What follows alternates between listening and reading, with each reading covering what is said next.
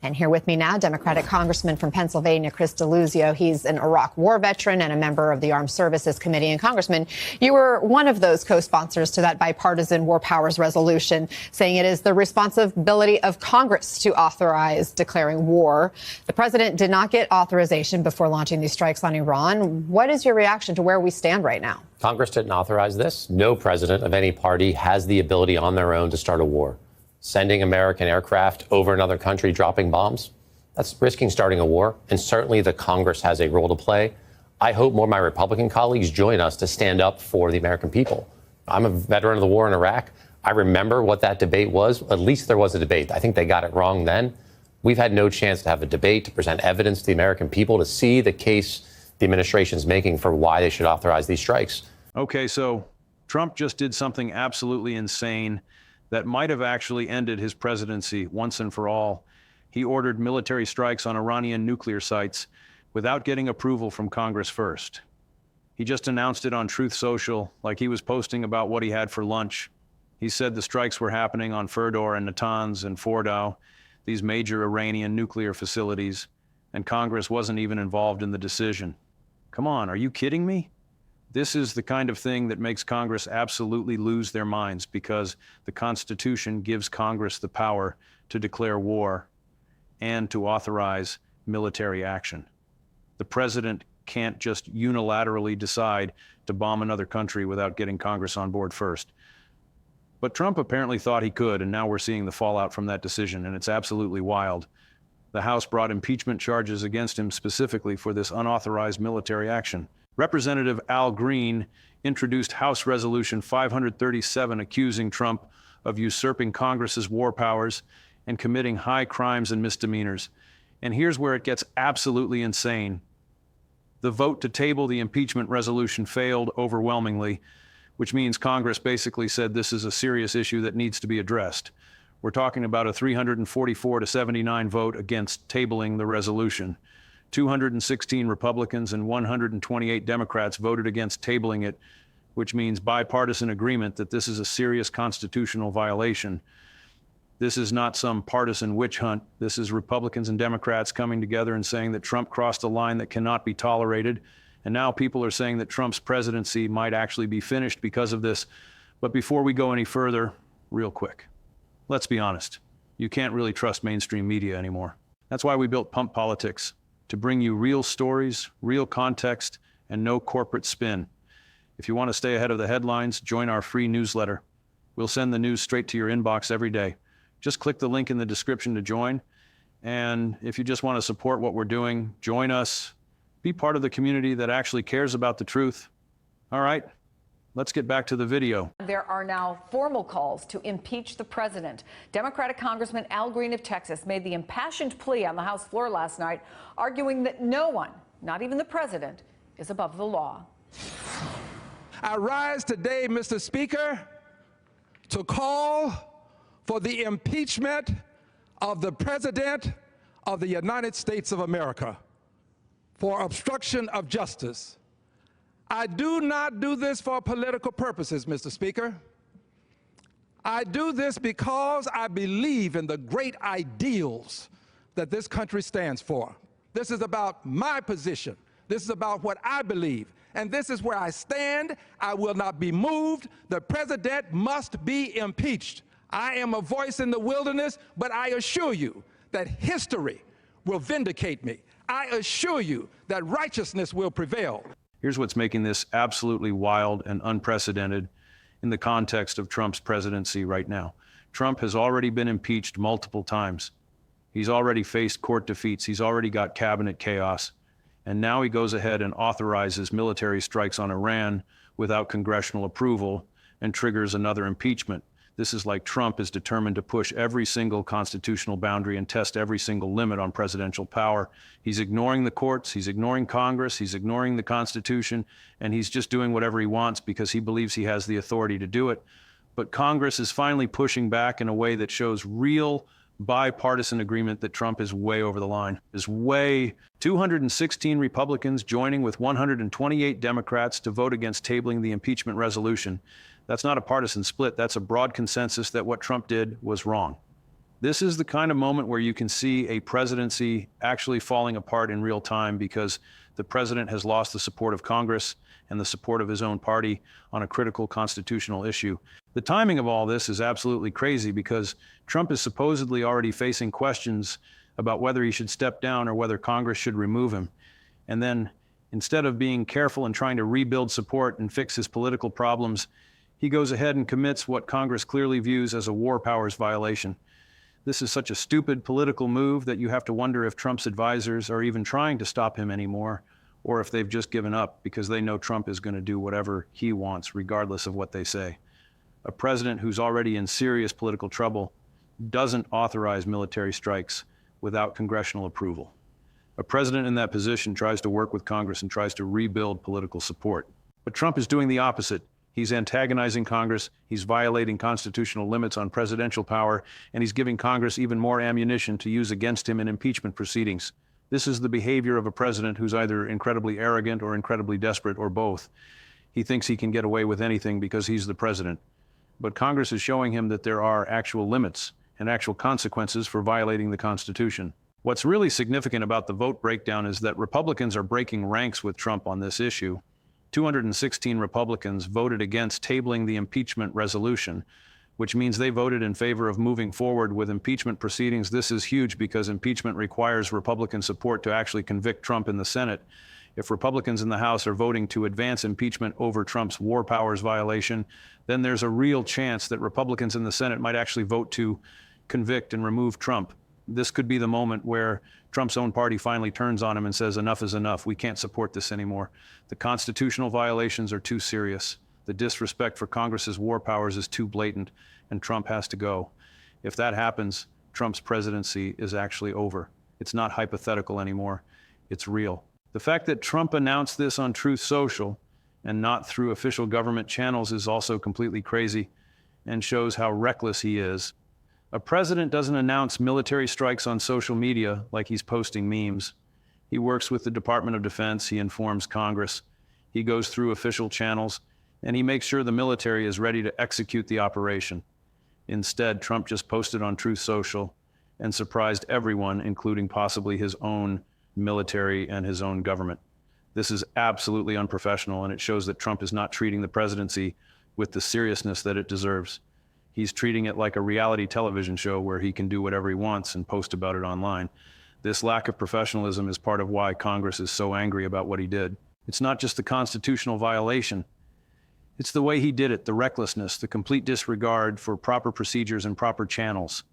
This is the behavior of a president who has completely lost touch with reality and who thinks he can govern by social media posts. And Congress is finally saying, that's enough. We're not going to tolerate this anymore. All right, so let's dig into the specifics of what Trump did and why Congress views it as such a serious constitutional violation. Trump authorized military strikes on Iranian nuclear facilities without getting congressional approval first. Under the Constitution, Congress has the power to declare war and to authorize military action. The president can take military action in cases of immediate self-defense or emergency, but for sustained military operations, the president is supposed to get congressional authorization first. Trump apparently believed that he didn't need congressional approval to strike Iranian nuclear facilities, and he went ahead and ordered the strikes anyway.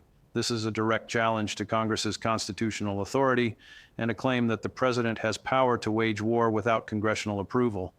When Congress sees this happen, they have to respond because if they don't, they're essentially giving up their constitutional power to declare war. This is why impeachment is the appropriate response. Trump has fundamentally challenged Congress's constitutional role in deciding when America goes to war. Let's talk about why this is such a serious issue and why it matters for the separation of powers in the Constitution.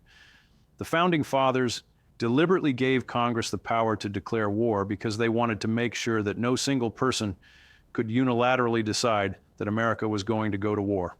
They had seen kings and emperors throughout history use war as a tool to consolidate power and distract from domestic problems. They wanted to build in a check where Congress, representing the people, had to approve any military action that the president wanted to take. This is a fundamental constitutional principle, and it's been respected throughout American history. Presidents have sometimes pushed the boundaries, but they've generally worked with Congress on major military operations. Trump apparently thinks he can just ignore this constitutional principle and wage war whenever he wants. This is an extraordinary claim about presidential power that the courts have never endorsed and that Congress is correctly identifying as unconstitutional. Now let's talk about the specific strikes that Trump ordered because the details matter here. Trump targeted Iranian nuclear facilities at Fordow, Natanz, and Fordow. These are major Iranian nuclear sites that Iran claims are for peaceful purposes, but that many countries believe are part of Iran's nuclear weapons program. This is not some minor military action. This is a major strike on a strategic adversary that could escalate into a larger conflict. This is exactly the kind of decision that Congress needs to make because it affects whether America goes to war with Iran or not. If Iran retaliates against American military strikes, that could trigger a much larger conflict that affects every American. Congress has to have a say in that decision because Congress represents the people who would have to fight the war and who would have to pay for the war. Trump apparently thought he could just make this decision unilaterally and order the strikes without worrying about what Congress thinks. This is a fundamental violation of the constitutional balance of power, and Congress is correctly responding with impeachment. The vote to table the impeachment resolution is significant because it shows how Congress views the severity of what Trump did. A vote to table a resolution means the House is deciding not to move forward with impeachment proceedings.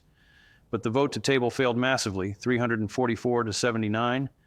This means that a huge majority of Congress voted to move forward with impeachment rather than to table it and ignore the issue.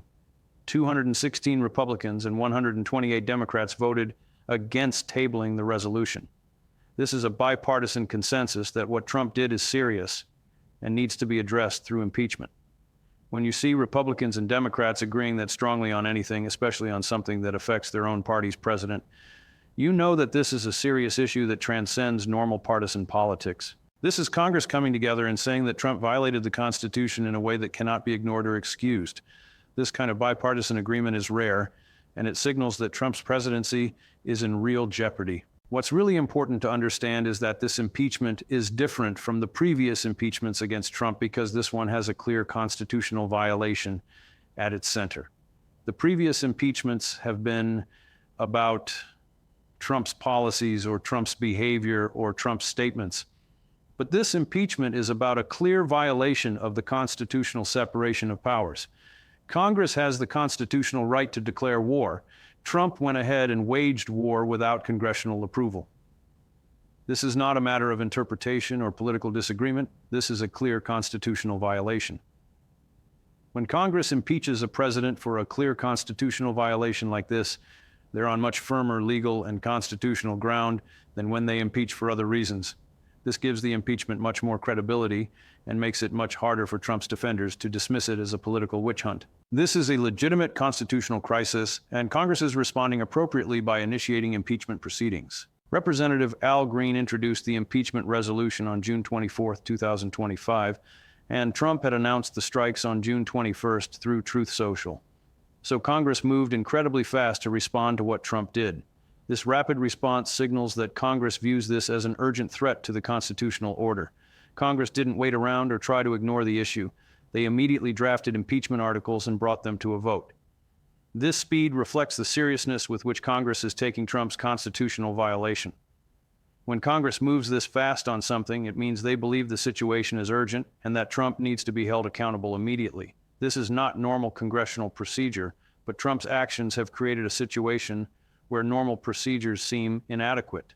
Congress feels compelled to act quickly because they believe Trump is actively violating the Constitution right now and will continue to do so if Congress doesn't stop him. The broader context here is that Trump has spent his entire second term pushing the boundaries of presidential power in ways that the courts and Congress have both rejected. He's lost in court repeatedly on immigration policy, on SNAP benefits, on birthright citizenship. Congress has impeached him multiple times for various offenses, and now he commits what appears to be a clear constitutional violation on war powers. This is a pattern of Trump constantly testing the limits of presidential authority and constantly being told by both the courts and Congress that he's gone too far. At some point, even Trump's strongest supporters have to recognize that he's repeatedly violating the Constitution and that he needs to be held accountable. The war powers violation might be the moment where that realization sets in, especially because it's getting bipartisan opposition and because it's a clear violation of a fundamental constitutional principle. Trump's pattern of behavior is finally catching up with him, and Congress is finally responding in a way that could actually end his presidency. What's also significant is that this impeachment comes at a time when Trump's presidency is already weakened and damaged by previous court defeats and previous impeachments. Trump doesn't have the political capital or the goodwill to survive another major political crisis. He's already damaged, he's already weakened, and now he commits a war powers violation that triggers impeachment again. This is the kind of cascading series of crises that can end a presidency, one crisis after another piling up, each one damaging the president further, each one making it harder for the president to rebuild support and move forward. Trump is in a vicious cycle where his actions create crises, the crises damage his presidency, and the damage makes it easier for the next crisis to do even more damage. This war powers violation impeachment might be the crisis that finally breaks through and actually ends Trump's presidency, because it comes when Trump is already weakened and because it has bipartisan support. Okay, so let's break down what this means and what's actually going to happen now that Congress has voted overwhelmingly to move forward with impeachment over Trump's war powers violation. The first and most obvious point is that Trump has committed what Congress believes is a clear constitutional violation. He ordered military strikes on Iranian nuclear facilities without getting congressional approval. This violates the Constitution's delegation of war powers to Congress. This is not a gray area. This is not a matter of interpretation. This is a clear violation of Trump's constitutional duties and limitations. Congress has identified this violation and is moving forward with impeachment to hold Trump accountable. This is exactly what the impeachment power is supposed to be used for, to address serious constitutional violations by a president. The second key point is that this impeachment has bipartisan support, which makes it much more serious and much harder for Trump to survive. 216 Republicans and 128 Democrats voted against tabling the impeachment resolution. This is not a partisan impeachment driven by Democrats trying to get rid of a Republican president.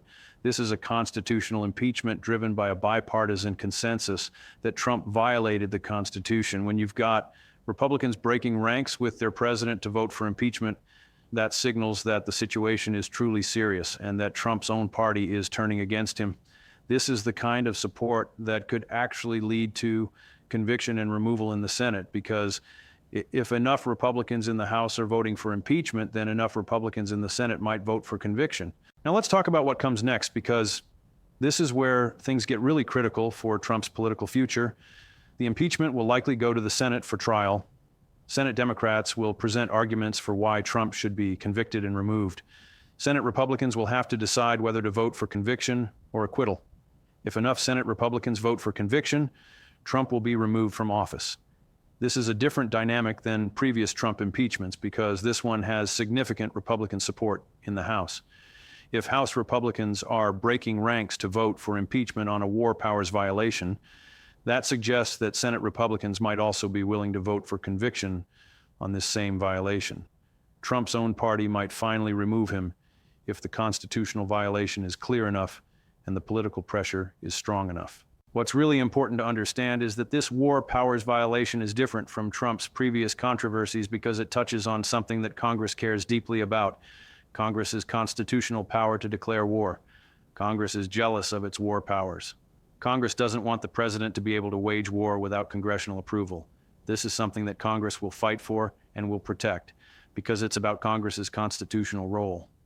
Trump attacking Congress's war powers is directly attacking the institution of Congress itself. This is different from other controversies where Congress might be divided or might not care as much. But on war powers, Congress will come together and fight to protect its constitutional authority. This is why this impeachment might actually be the one that ends Trump's presidency. Trump has finally crossed a line that Congress really cares about protecting.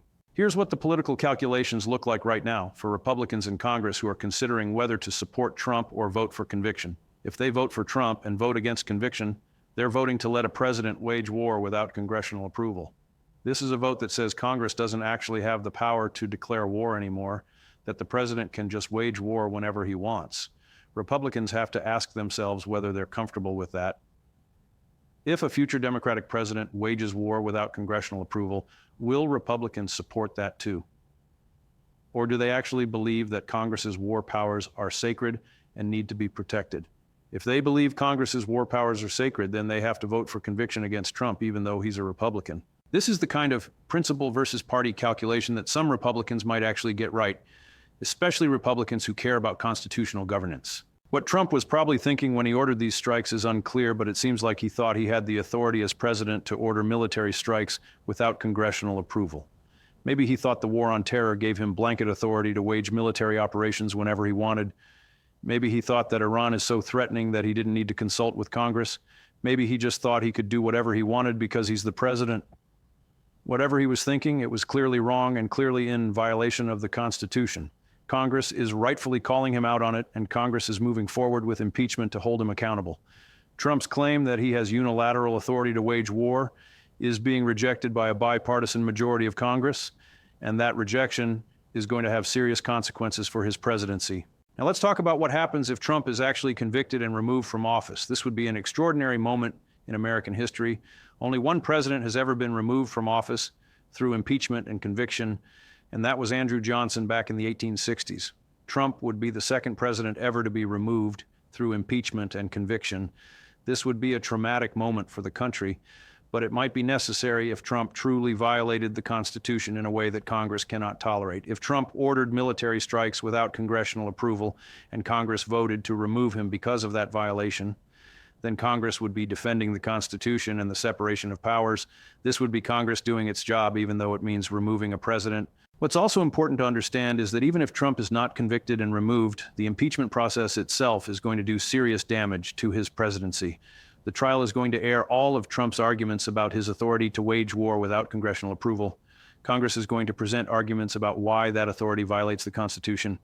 The American people are going to watch this debate and form opinions about whether Trump acted appropriately or inappropriately.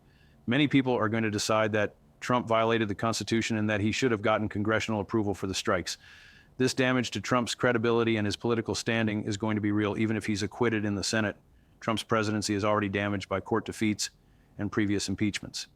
Now it's going to be damaged further by impeachment over a war powers violation that has broad bipartisan opposition.